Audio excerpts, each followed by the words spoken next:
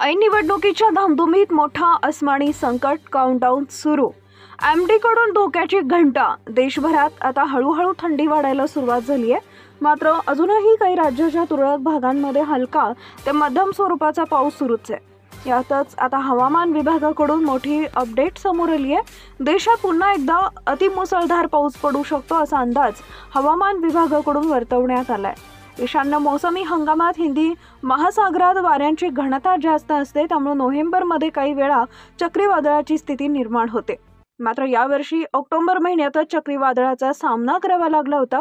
ऑक्टोबरमध्ये चक्रीवादळ अपवादात्मक स्थितीमध्ये येतात। यावर्षी ऐन पावसाळी हंगामामध्ये दाणा चक्रीवादळ आलं।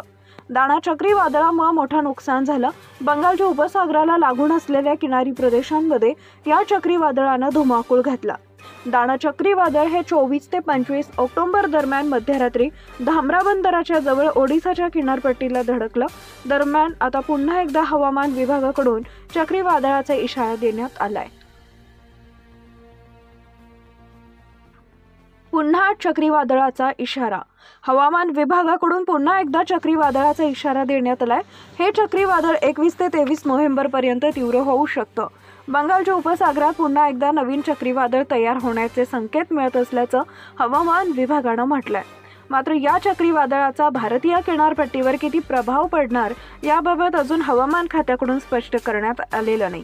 हवामान विभागाच्या अंदाजानुसार 21 नोव्हेंबरपासून अंदमान आणि निकोबार बेटांच्या दक्षिण भागात हे चक्रीवादळ सक्रिय होण्याची शक्यता आहे। हे चक्रीवादळ 22 ते 23 नोव्हेंबरला अधिक गतिमान होईल।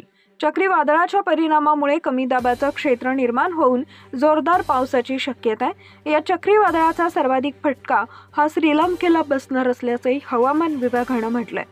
नवीन अपडेट मिळवण्यासाठी आत्ता लगेच आपल्या दिशा नैसर्गिक शेती या YouTube चॅनलला सबस्क्राईब करा। धन्यवाद।